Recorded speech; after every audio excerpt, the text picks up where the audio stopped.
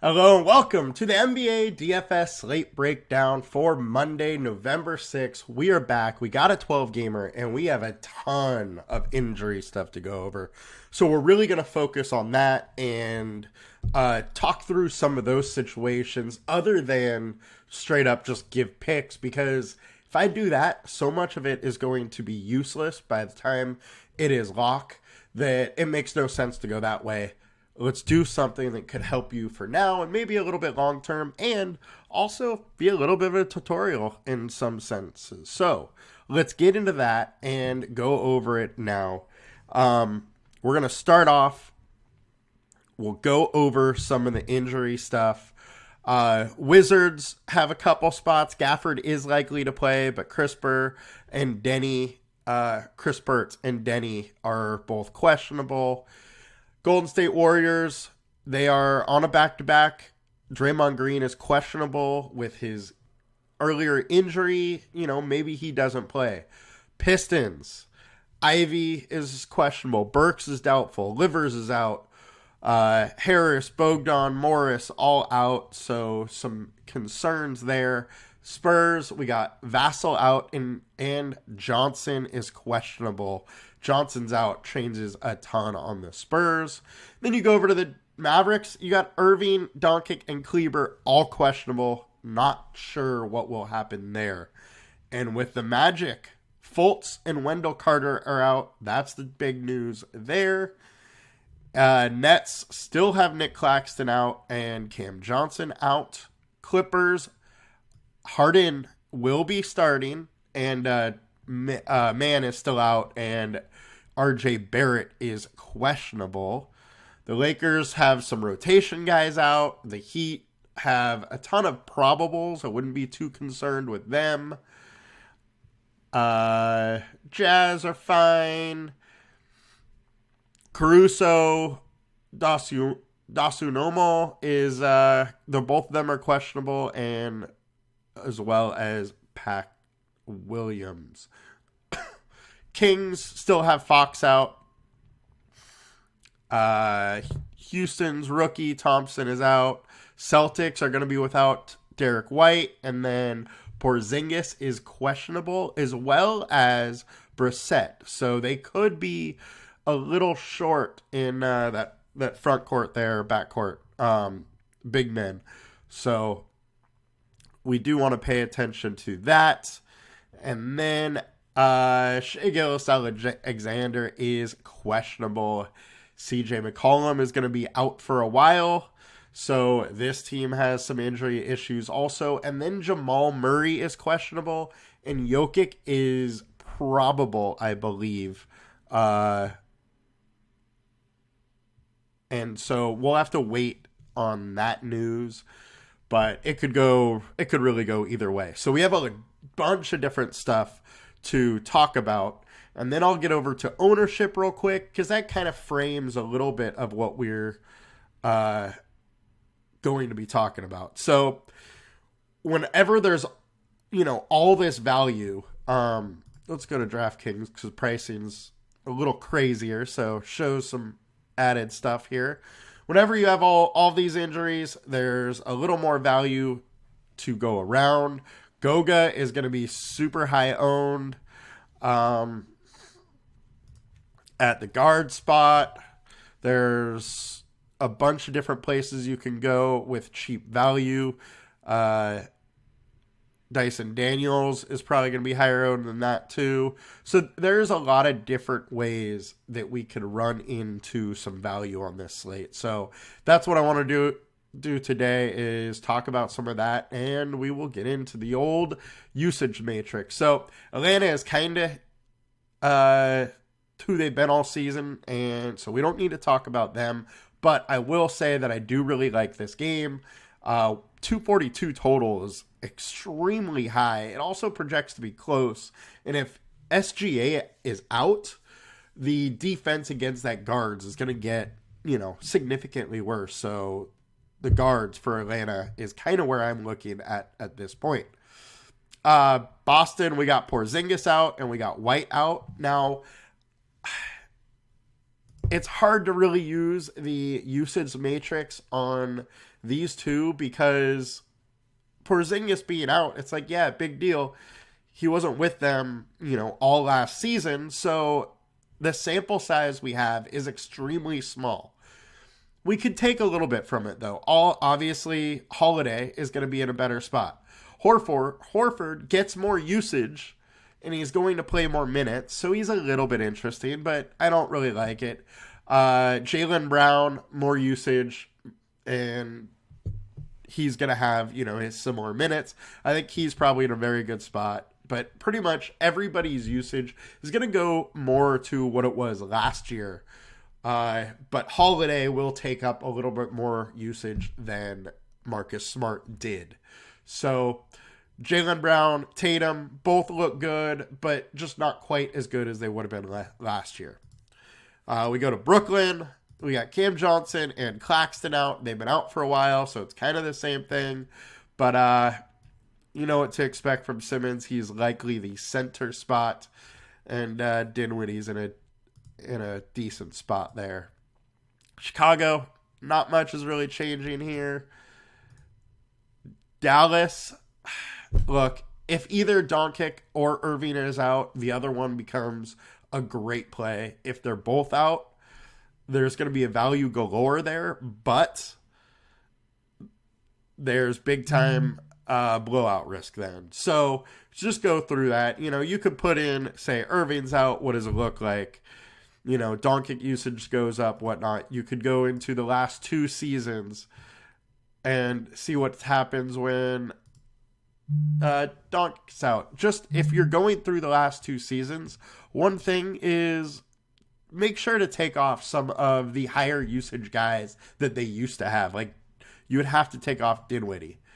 And then you can kind of get an idea of what happens on this team when these guys are out, So, Lively, you can't take anything from that. It's only a 15-minute or 15-second pool.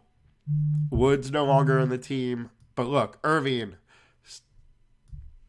1.3% more usage, goes up 7.8 fantasy points per 48. So when he's going to likely play 34 minutes, it's, a decent boost to his normal projection. Bullock's not with this team, but he's always got a big use. So, one of the wings, like Hardaway, probably gets a big bump up. So you can really kind of use this to figure out what you want to look at and get some usage information. Denver, Jamal Murray's out. Let's go over the last 2 seasons to see what happens there, and make sure to take out Brown because he's generally came in as a backup. Highland's not there, but Reggie Jackson will get a usage bump, but he also gets a big time minute bump. So he's obviously interesting. But if you see pretty much all the starters get a bump, KSP or KCP gets one, Jokic gets one, Gordon, Porter, all of them get little bumps. So there's a lot of different ways you can go there. Detroit, we don't really need to go through. Not a ton is changing there today. Golden State Warriors, if you take Draymond out, what happens then? You got to not worry about these small sample sizes because they don't really matter, but Saric gets a little more play. Clay gets a little more. Curry gets a little more. There's a lot of small changes for that team. Houston, not much to go over there. Pacers, not much. Clippers, not much. You got the addition of Harden, so usages are going to go down for everybody. All right, New Orleans. Here's a team that I want to go over here. So if you take the last 2 seasons, take out some of these guys here, and what are we left with? So Herbert Jones gets a huge bump without McCollum. Ingram gets a big bump. It's not showing up here too much because it's a small sample size, but Zion gets a bump. There's a lot of pieces on this team that play better with McCollum out. So I think that it is very interesting here, and there's a lot of different ways you can go about this. Dyson Daniels is likely to get the start, but Kira Lewis, he's going to get some play, and he is an interesting value piece. 20 minutes, he's right up there. If he gets, say, 22, 24 minutes, 26 minutes, then he really does become a nice value piece. Now, will he? I have no clue, but he is one of the only point guards left on this roster with CJ out and Daniels starting. So it's at least something to bring up, get your mind working around and trying to figure out these situations. If Barrett is out, definitely there are some changes here. Brunson gets a little bump up. Same with Randall, and they're already playing a ton of minutes. So, a 2%, 3% rise in their production or usage is pretty significant. So, don't take that lightly that he's out. It's definitely a big bump up. Now, if SGA is out, a lot changes here. So one of the things that, because I have over the last 2 seasons, this isn't going to put in Holmgren, It's only going to show Holmgren in this year's data. So while SGA is out, and it looks like, where's Giddey? Giddey gets a little bit of a bump up here. What this is not showing is what happens if Holmgren is in. So if Holmgren is in, Giddey's bump up is not as significant as what we've seen in the past. Now, small sample size, that's a game in a quarter. So you can't make a ton of that, but it is at least interesting. Jalen Williams is taking a big jump up. And as the season goes along and we have more data here, this tool becomes better and more to look at. There's a lot of different ways to attack some of these value teams. Now, Orlando is the one that I really wanted to focus on today. So we got Wendell Carter out. And with that, we also have Fultz out. Bamba's not on the team. So if we look at this, Wagner gets a huge bump up. So he obviously looks good.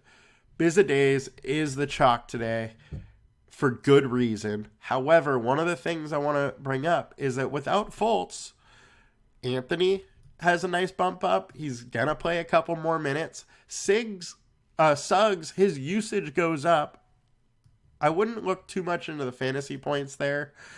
But because he's going to play more minutes, that usage, the fantasy point thing should turn around a little. But 1% more usage and maybe a couple extra minutes is a big deal in the long run there. Anthony Black is likely going to play more. But my main thing here is that I think Suggs and Anthony are both very interesting pieces where you're getting a usage bump, but they're not getting quite the ownership that Goga is getting. So you could still get some of the Orlando, bump up due to injury.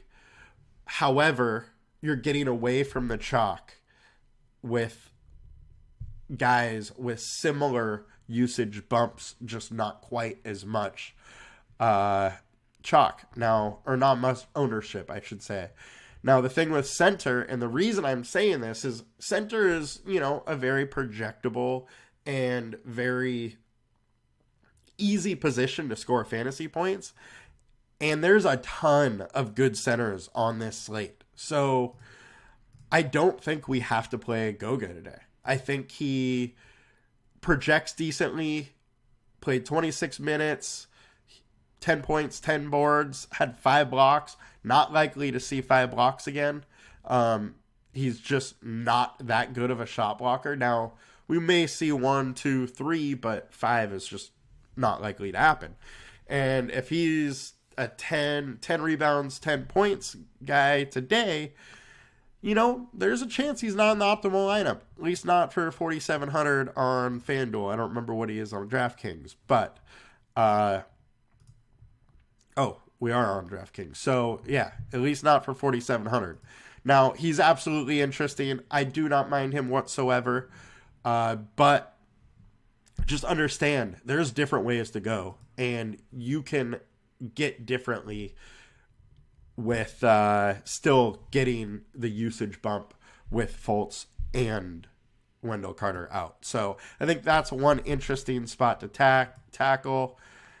And then if we go to Sacramento, we have Fox out. And then what does that do to kind of change the team? Quite a bit. Look, Monk is going to play similar minutes, but he's always a guy that comes off the bench, and if he's playing well, he gets a couple extra minutes. But without Fox in the lineup, his usage goes up.